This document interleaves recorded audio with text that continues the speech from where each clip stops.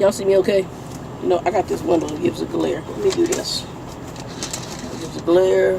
That on, that on, that on. That's the red one. I got the light back there on. Oh, hold on. Let me see if I can get that one. Let's put it up again. There we go. It's a little bit better. All right. So y'all see me wearing my new Iowa 80 hat. I like it. It's kind of soft. It's like a brushed cotton. So I like anything raised lettering, raised things, and I got a ton of hats. Some of them are in storage right now. I got a crap load of hats. I like hats. Funky, weird, you know. I'm not a girly cat person. I'm not a girly girl, so I'm more of a tomboy girl. So, but funky lettering, raised lettering hats, that's my thing. Yesterday. So, the load that I had, it came from Utah, and it was going all the way to Illinois. That was like almost just under 1,400 mile run. And I had like 3 days to get it to where it was going. I did not get in on time, but the thing about my company is they want it safe than, you know, kill yourself trying to get on time. I got the first one, I was about an hour, well, no, I got in there about 30 to 40 minutes after my time.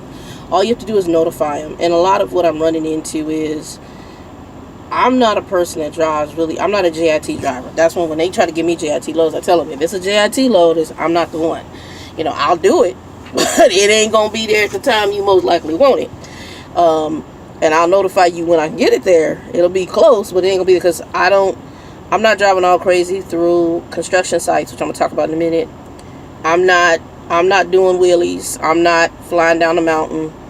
I use a philosophy that worked that Trucker Bill gave me, not Trainer Bill, but Trucker Bill, back when I first started in 2009. And he told me the same gear you up a mountain, you go down that mountain, or one gear less if necessary. We use something called Jakes.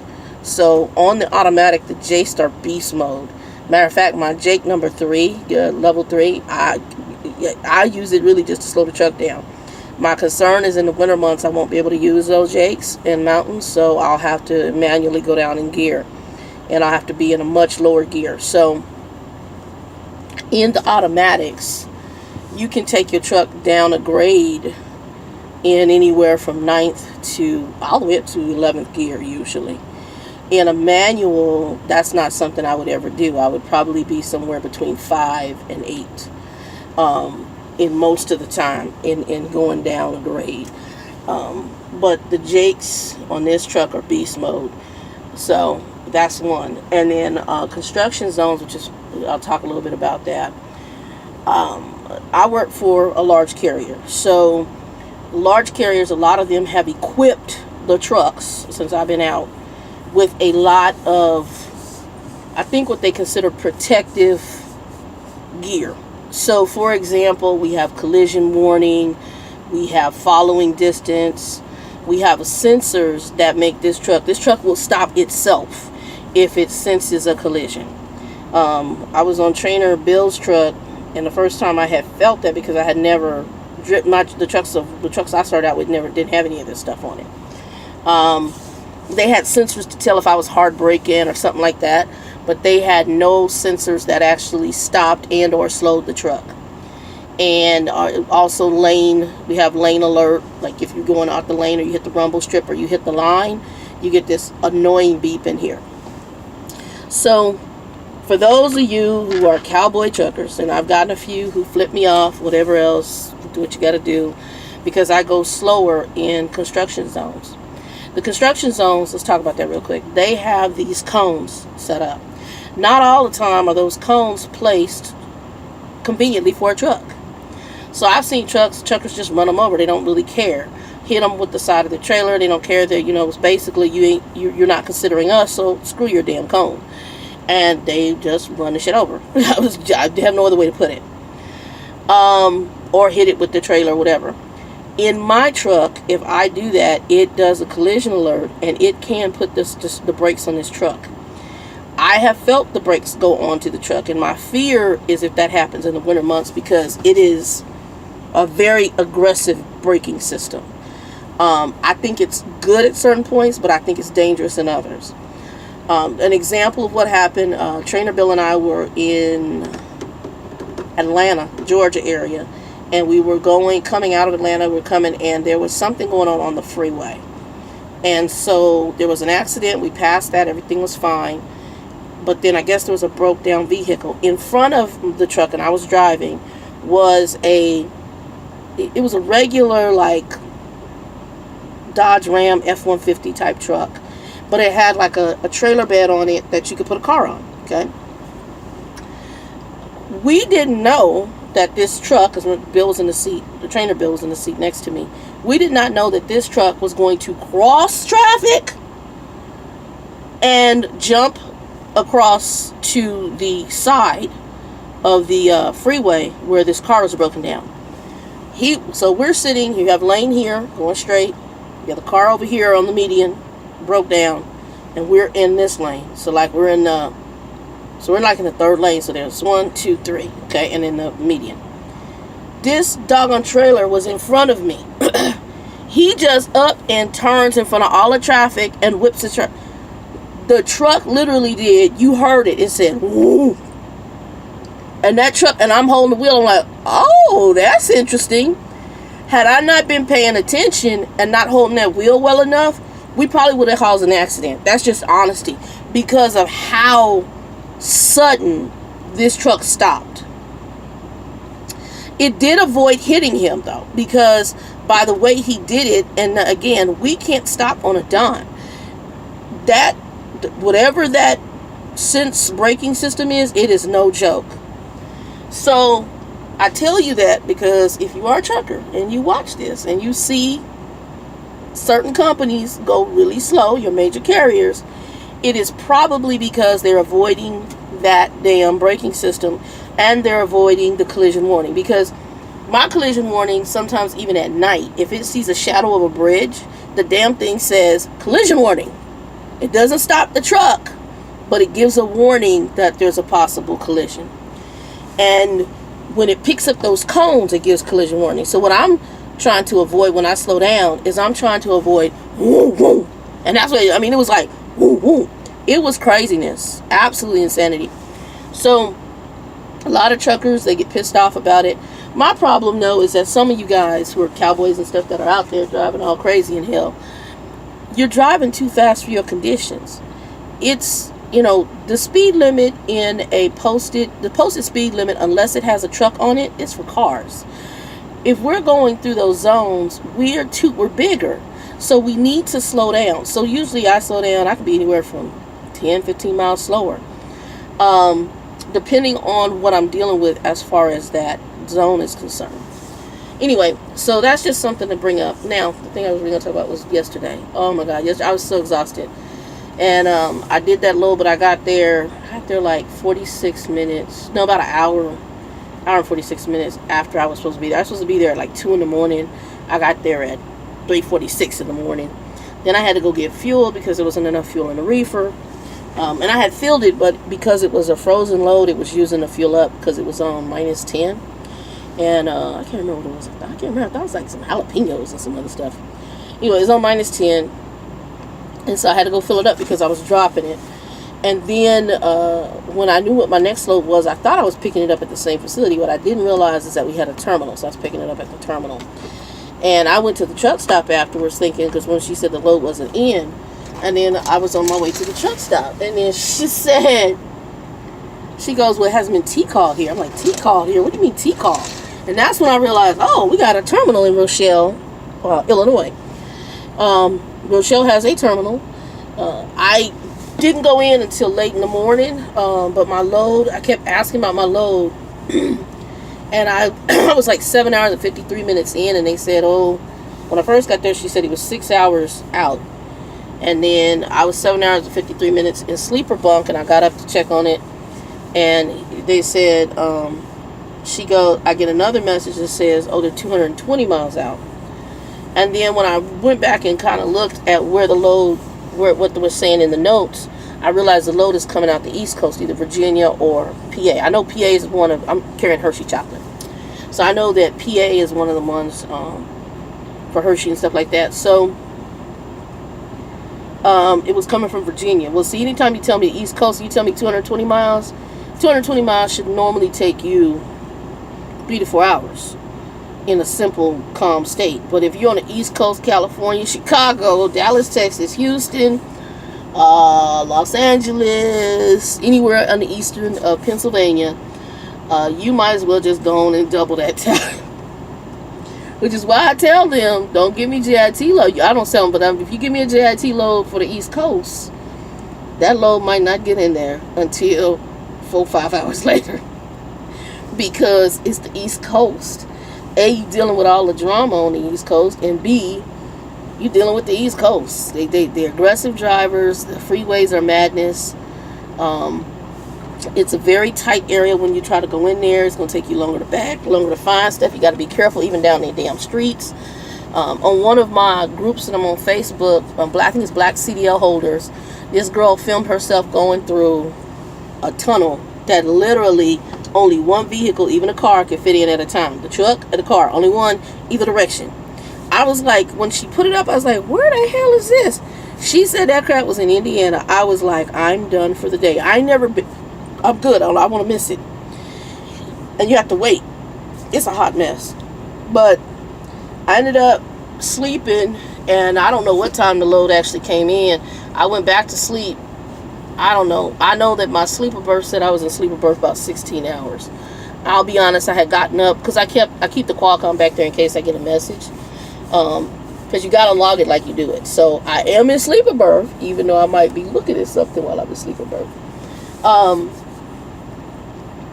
So I got up. I woke up about, I don't know. I didn't leave till after midnight. I'll be honest. I left. I asked them about the load. They told the trailer was there. The papers were on the trailer, so that was good. I needed to go get fuel, and I needed to weigh the trailer. So I went to go scale. That was a hot mess because the guy said he got a new system, and he couldn't scale anything right. Hold on for a second, y'all. I'm getting ready to do laundry. They had a laundry facility at the terminal, but like I said, I was asleep. And I thought about delaying my leave because this load actually, I have up until the 15th to get it in. It's kind of an open window I have between the 11th and the 15th. My goal is actually to get it in there on Monday the 14th, which is 3 days, because it's a 1,300 mile run. 1,300 miles is 3 days, 3.5 days, or 2.5 days actually. So that's my goal. So today we did 497.1 miles in 9 hours and 28 minutes. So I averaged about 53, 54 miles an hour, which isn't bad. Again, I slow down for curves, turns, all that. Plus, I left out late at night. I also had fog in Illinois. So I had fog from Rochelle, Illinois, up until the morning came. So early in the morning, and then I stopped. I got some Ada sub and did some stuff. So I'm here in Nebraska. I'm at Petro in Nebraska, and there's a Sap Brothers too. But I got a free shower at Petro, so I'm gonna do laundry. I'm gonna eat something, get something to eat, and sit down and have a meal outside the truck. I haven't eaten outside the truck in a few days. I usually like to have breakfast or something like that. I'm gonna go and put this laundry in. Go sit down, have some dinner, lunch, whatever you wanna call it. Probably have dinner later, and I got subs, so I'm not probably getting out the truck later. I did have a question. I just saw it from, and oh, shout out to Sherry, hi baby girl. I love my Sherry, Miss Sherry. It's a Christian friend of mine, and she is in Texas. So shout out. I gotta tell y'all the funniest thing in the world that happened. The load that I delivered yesterday morning. The gentleman, there was another driver from my company. He was there. He's like, I should trade you loads. I said, well, I'm empty. He's like, well, I've got to go drive up here, but I'm going to get ready to get loaded. I said, okay. I said, where's your next load? He goes, Lubbock, Texas. I cracked up laughing because my dad's in Lubbock. I could have had breakfast or lunch or whatever and chilled out. But we'll do home time there. Hold on here. Change this to off. I got to go back and fix my log. Anyway. Yeah, I'll change that. That's too many minutes. I don't want to do that. I'll split it. I do like electronic logs. I know some people don't like them. I'm a fan of electronic logs. Um, I like them a lot. Let's see here. 2, 4, 8. Okay, I did my post trip. Anyway, so when I get up in the morning, I don't know what time I'll leave out. I gotta look at my time. And I gotta go fuel tomorrow. So I gotta find out how far I am from that. I'll do fuel tomorrow. So fix. And find out how long, because I gotta fuel at the TA. Anyway, yep, so I'm gonna get this laundry off of here. I have a little handicap placard from when I cracked my ankle, so I normally was trying to get to the handicap spot, but they put that dang thing, it's tight, it's close. But God is good, because I'm actually like a hop, skip, and a jump, so I don't have to walk that far with my laundry. And I got me a little, oh good, that's actually okay. I got me a little rolling bag, so I put my laundry in there, so now I'm not, because before I had these, I like these big, they're like the big Ziploc plastic bags, and I'm still going to get them, and I put them inside. I put my dirty laundry in the top, it's closing, in the top bin, and then I got this rolling bag at Walmart? Yeah, Walmart in Utah. And so originally I was going to get like one of those luggage rolling carts, just like a little fold down thing, but I got that before and it didn't last very long, so this time I decided to get the bag, and I can put that in there. And then I have this is from my other favorite Chuck stock. It's called Jibbitz. Trying to see if there's anything in here that I need. Oh, this was all food. I'm gonna set it up. So it's called Jibbitz, and that's the one in Oregon where I met Bill. And this is one of my, I use this as a, I call it my quickie shower bag. The reason I call it my quickie shower bag is because I may end up wearing the same clothes, and or if I do laundry, once the laundry's done, I just have this bag with me and I can pull out of here what I need. The other thing is I can bring the laundry bag back. So I'm probably going to do laundry first. Let it dry and then get everything together. Come back and then get this bag.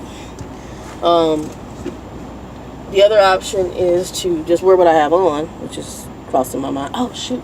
I think I got some shorts and stuff behind here I gotta wash. Get what I have on, wear it, and then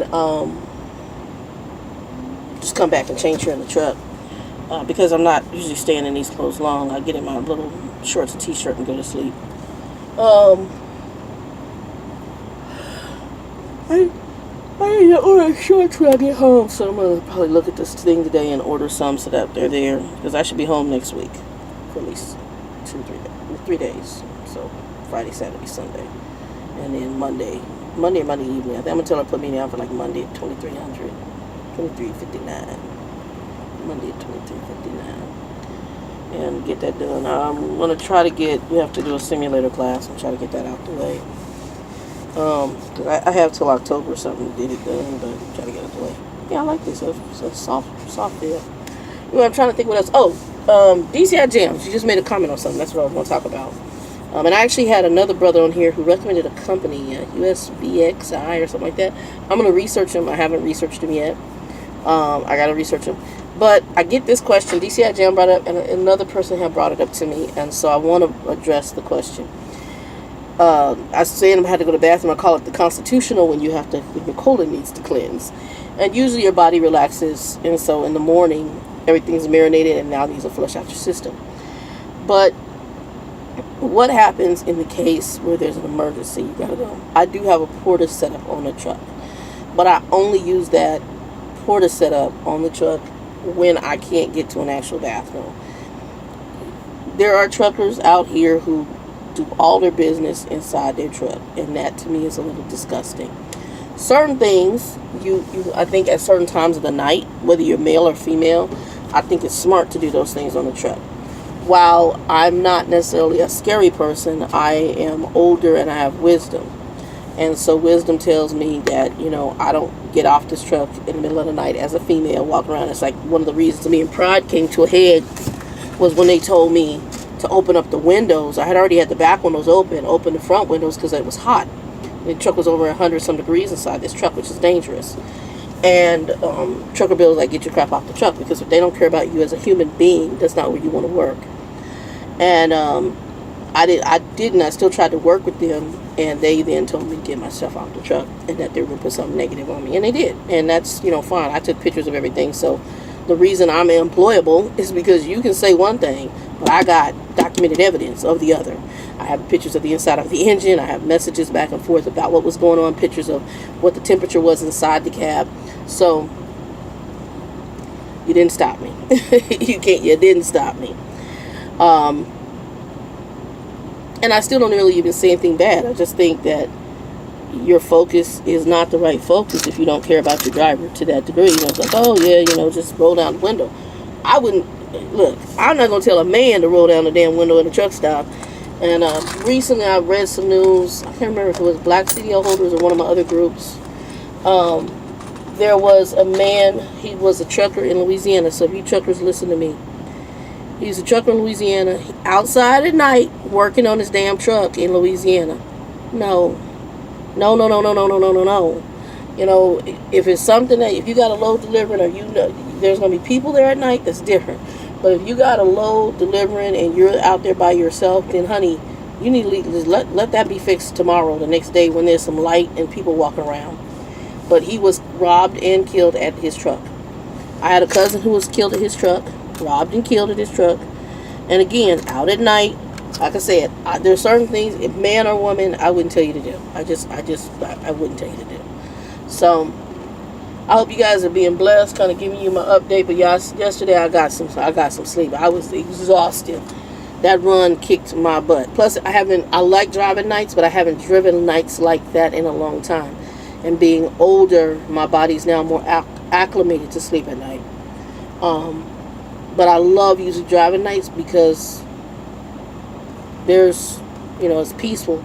With the exception of some of the butthole truckers. I have one, I guess he decided to do a little road rage. And what he wanted to do is, because I was going slower in the construction zone, not understanding some of the dynamics of the truck. After he passed, he honked at me, flipped me off, and then he gets in front and starts braking, like going really slow and braking and weaving his tail. Which, being ignorant like that, you can cause an accident. I'm not worried about you. You want to be a fool, be a fool. But you cause an accident. And I almost called the police on him. So, because I could call Highway Patrol and say, hey, this guy's doing road rage. That's exactly what his behavior was. No other trucker honked. Everybody was fine. And some truckers were back slower too, because they're probably having the same sensors. He was in one of the old school long noses. And I can't remember, he was reefer? I don't know. I think it's reefer. But it told me, because usually you see those, it's a type of trucker who drives those. And a type of mentality that drives those. Anyway, peace, joy, happiness. I'm going to get off here and go do this laundry and then get my shower. You see me scratching. Because I think this is day number 2 with no shower. So I'm going day number 3. Day number 3. And I usually do a shower every other night, if I can. No more than 3 days out. Anyway, peace, joy, happiness, y'all. I did get a good seat, a good park spot.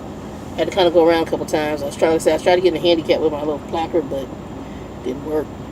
I was going to go back around and then set up again and go. I needed to set up a little bit further up, but it's all good. Peace.